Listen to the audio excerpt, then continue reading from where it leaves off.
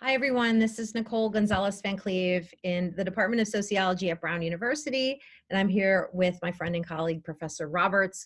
We are still researching and writing and thinking about, the consequences of this, stay-at-home order and COVID. And so we want to wish all our students, friends, and faculty the best.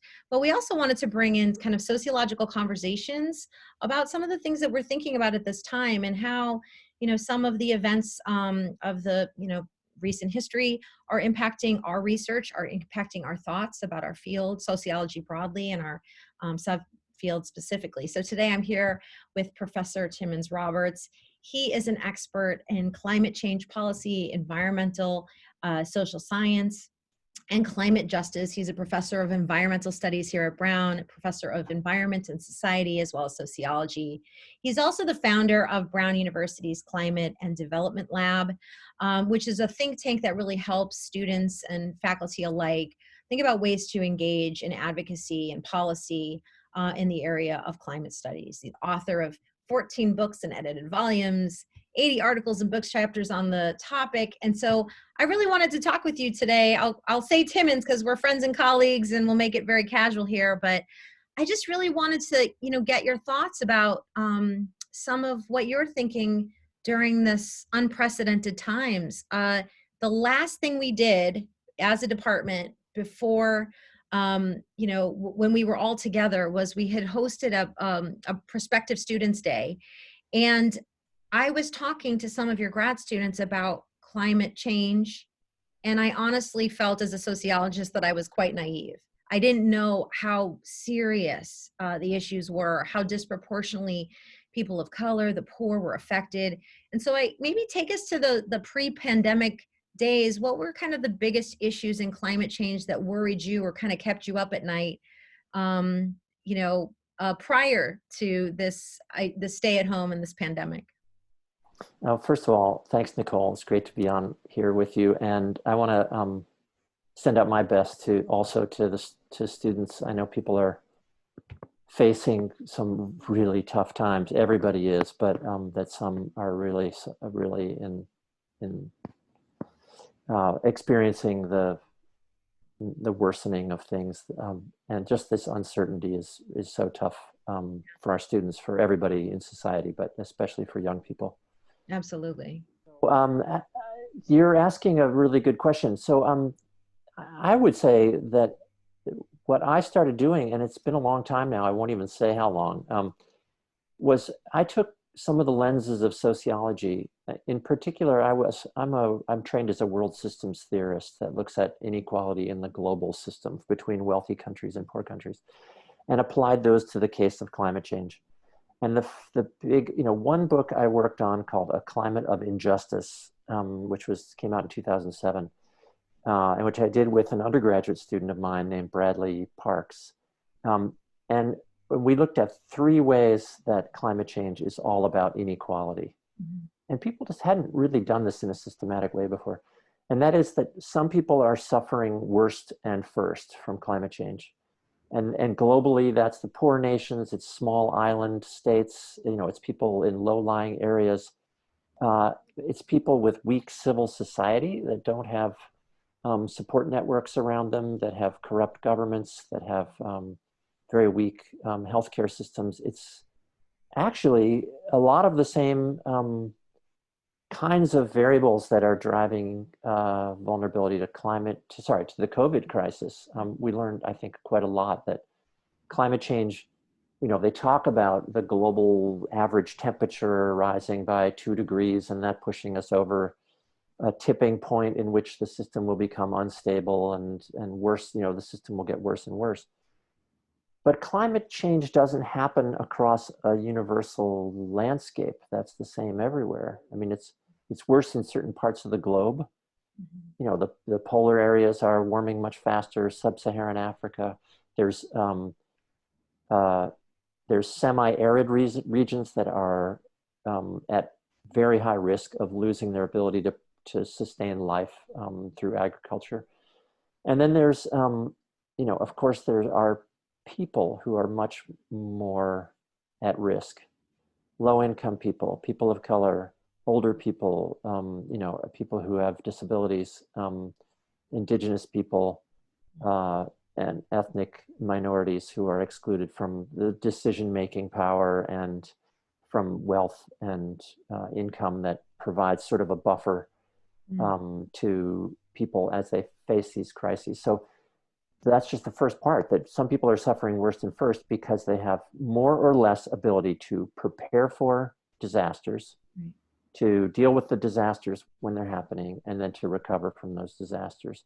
So we saw in the case of Hurricane Katrina in New Orleans, just it was kind of like the COVID crisis. It was like the inequality in our system was laid bare, and it's just deadly implications, namely the poor and people of color had no way to protect themselves and to recover, and they're still, a decade, more than 15 years later now, in the case of Hurricane Katrina, still suffering. The second part, so that was like who's suffering worst and first. The second part was who's causing the problem. Climate change is not equally caused. We did a whole section of the book looking at which countries are emitting the most greenhouse gases that are warming the climate, and especially who have done so historically. So any carbon dioxide that's released from our burning fossil fuels, especially, but also from agriculture, clearing forests, cement manufacture. There's a lot of detail to this, but I'll keep it simple. That people in wealthy countries, and especially wealthy people, are far, far more responsible for the problem. Right. So we have inequality in who's suffering the worst and who's most responsible. And on the who's most responsible, it's stunning. I mean, for every American, we found, many countries, 100 countries where it would take 5 or 10 or 20 of the residents of those countries to emit as much as one average American. And then there were some countries where it was 800 people in these countries in sub-Saharan Africa that are emitting only as much as one average American. And if you took somebody like a very wealthy American, a billionaire, it would be a football or soccer stadium of 80,000 or 100,000 people to emit as much as just one person. So who's suffering the worst and first, and who's responsible? And then the third part is who is doing anything about it. Right. And there's really stark inequalities in that too. And unfortunately, the United States comes out, of course, very badly on this, and has gotten even worse. I mean, we've been sort of the problem child in the United Nations negotiations for decades. We've been problematic, slowing it down, getting in the way. Every year, I started going in 2001 and 2003, and I just saw it year after year. Everybody was like, okay, America's going to come back on board. America's going to be a leader. And really that never happened until the last 2 years of the Obama administration, when the US finally engaged its State Department and all its diplomats and its scientists, and started leading the world and working with China and India, Brazil, Europe, and helping to forge this the Paris Agreement. Right. And then one of his first things in office really was for President Trump was to withdraw from that agreement. And once again, we're back on the list of a problem child and undermining that. So I remember that being I remember just talking to the grad students and some faculty about that, and people feeling really demoralized by that. I think just the questioning of empirical research, the questioning of scientific research, peer-reviewed, findings that have been fully vetted. I think there was, a challenge. I mean, that was one of the main issues. It wasn't just the loss, but it was the challenge of all this empirical work and a large consensus of social scientists and hard scientists finding the same things, which was one of the key issues. Absolutely. So after President Trump withdrew from the negotiations, I used to bring groups of Brown students to the negotiations all over the world. We went to Morocco, South Africa, Lima, Peru. We went to Paris, and we were in Paris for the signing of for the final negotiations. We would go to Germany in the spring, a smaller group, but I would bring 12 undergraduates and a few graduate students every year. Mm-hmm. And we were in Bonn, Germany at the negotiations in 2017 after Trump withdrew. And I just said, what are we doing here? We need to go back home and get our country back into the US, the global UN process. And so we've been studying exactly what you just mentioned since then. That is this very elaborate network of organizations, mostly in the United States, that are driving both the questioning of the science behind the need to act on climate change, but then also slowing down and blocking any policy that would really follow that science and respond to the problem. So that's been a fascinating line of research, and it's been sort of retooling my whole research operation for the last 3 years. Well, now here's the next retooling, which is, again, some of the dialogues we were having about what would it take to reduce the carbon footprint and the type of waste that Americans are disproportionately engaging in. And some of those things were, flying less, driving less, pretty much all the things that we're doing right now because we are forced to do it. And so tell me a little bit, how did this pandemic and the stay-at-home order, how is it shifting the research and kind of the experiment in progress of what it would be like if we all consumed less? Yeah. So it's, there is a silver lining. This is a very dark cloud, no question. But there is a silver lining that we're learning how to do things like this. I mean, we can have events, where we have hundreds or thousands of people around the world participating, and we don't have to burn, tons and tons of jet fuel and emit all this carbon dioxide just to have people together for an hour or a few hours or some event. I just think to me, this has been a really heartening moment to see what we can do. And I think it actually is kind of a leveler in some ways, that some people who were unable to travel can attend things that they were not able to. There's a lot more events that are open and free on the web. So there's, in some ways, if you have an internet connection, and that's the, really stark inequality, and a quiet place, and the time and resources and money to be able to be on that internet, there is a world open to you, and it's getting a little more, accessible. Yeah. That said, and then the big slowdown in jet travel is very interesting. And we have been saying, as you mentioned, for years that we need to not be jumping on planes, for weekends in Europe or for frivolous travel. I mean, I say to people that I'm on a carbon diet. I've been on a carbon diet for a couple of years, not a carbon starvation diet. Right, So right.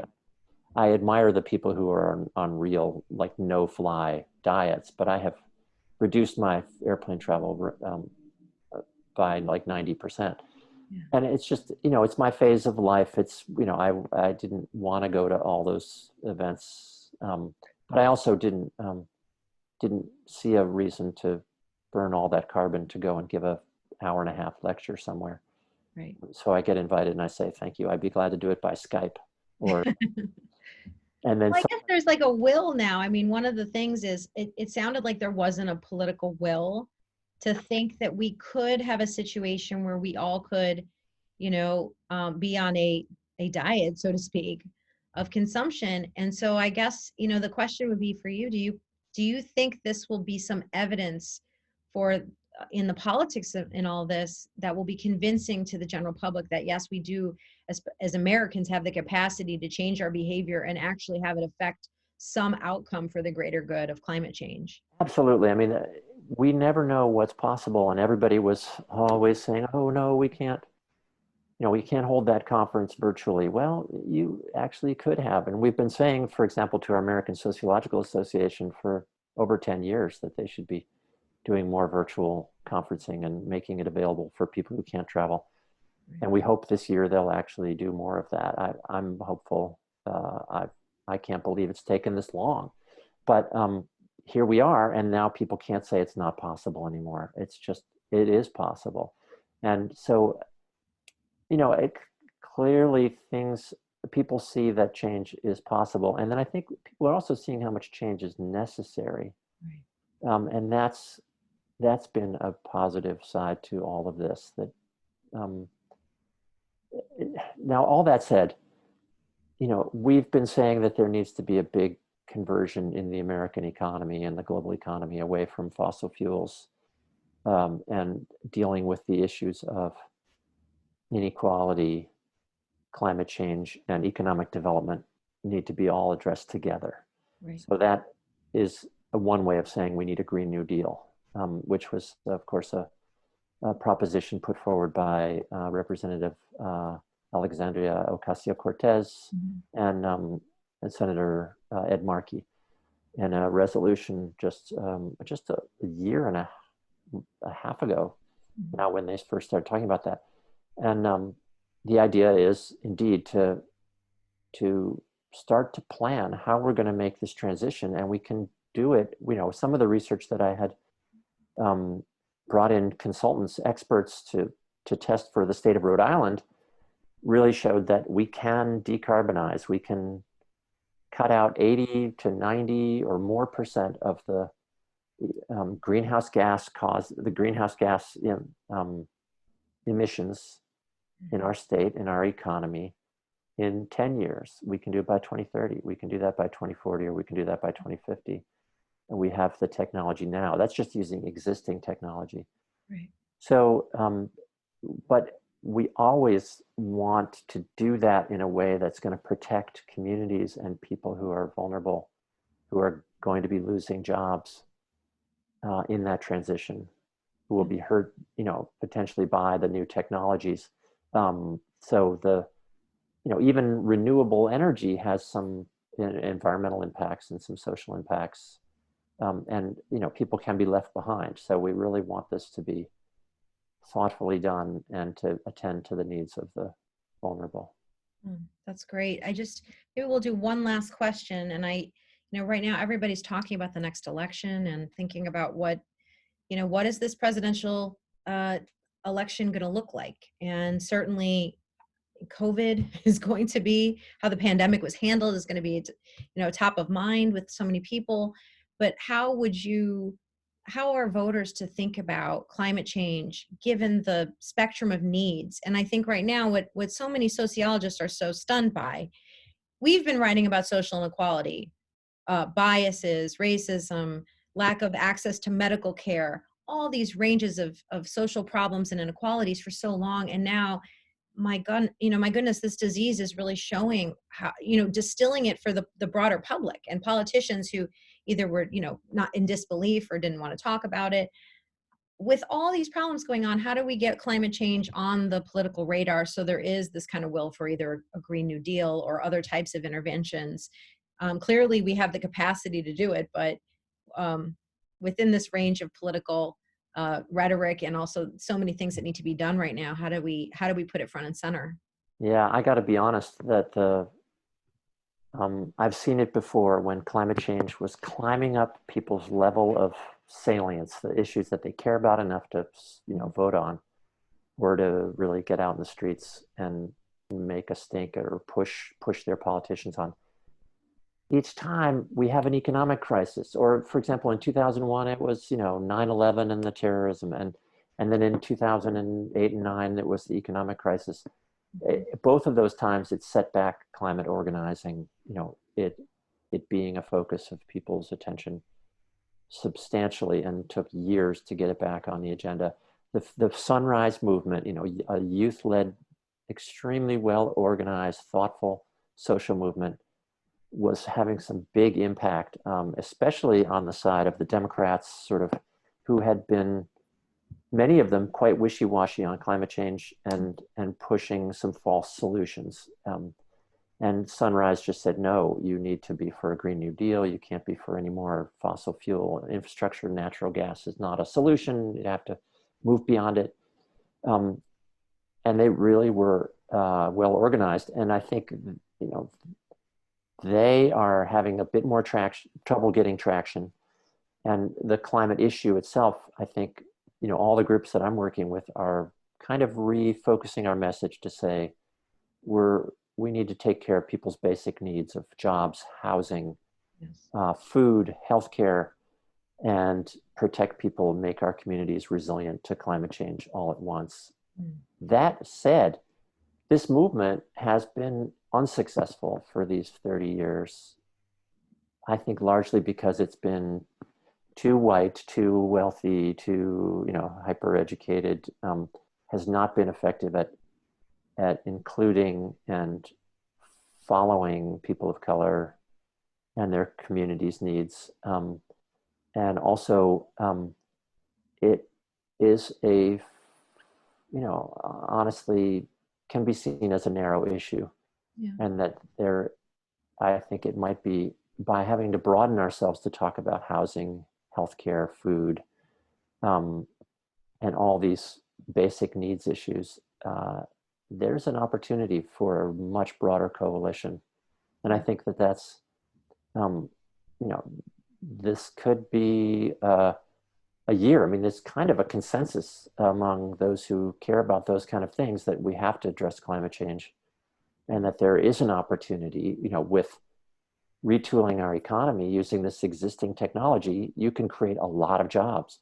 Right. A lot of those jobs are things like a caulking gun, and insulating homes, or cleaning up the lead and the lead paint and asbestos and mold in public housing or low income housing, and then installing air source heat pumps and helping people get off of gas guzzling old cars, and and on and on.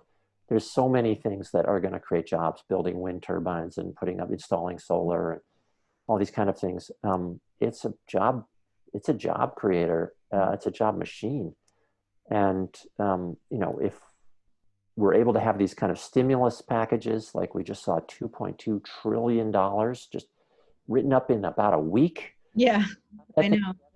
And, there's going to be, I think, around 4 of the stimulus that they're expecting in January or so. Right. So after the election, I mean, we will know with the election what's possible, Right. or what's more possible anyway. And I think there will be an opportunity for some boldness to start thinking bigger about how we're going to bring these issues together and create a much better future. So I remain hopeful, Yes. that there is, that if we focus on inequality and solutions, I mean, really having a solutions focus in our work. We know the problems. I guess that's my gentle nudging to my colleagues, really, that in sociology, that we're often very aware of the problems, and we do learn much more about the subtleties of the problems, but we need to be trying to be part of the developing of solutions, and sort of take back the public discourse in a way that's attentive to that inequality and to real solutions that are community focused. That's great. I mean, I think as a cultural sociologist, I think about, we're developing these new patterns, and I mean, think of all the things that we're doing now that would have been embarrassing, like wearing masks and the distancing and not shaking hands.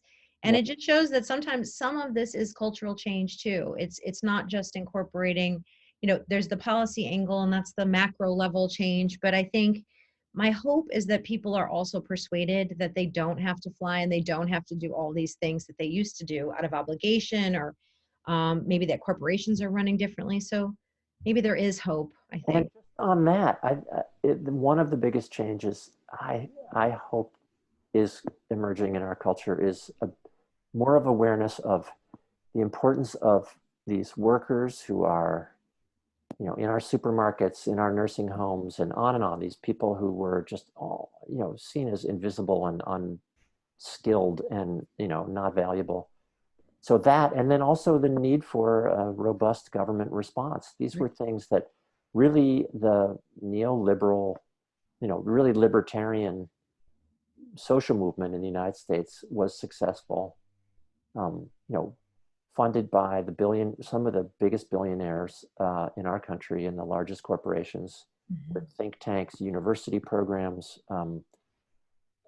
campaign contributions, lobbying, and and so on, that they had succeeded in changing our culture to not trust our government and to not value working people. Right. And so I think, this could be a very significant cultural change in America. Well, we hope. Thank you so much for joining me on this conversation. It's so great to see you. And we're trying to create new patterns as though we're hanging out at Maxey Hall at Brown Sociology. Maybe this is like our hallway conversation that we brought online and Let's have to our another. students. I'll interview you next. Thank you to all our students. We wish you well. We miss your being here on campus, and we look forward to the day when we can all be back together again. So thank you so much, and please stay well.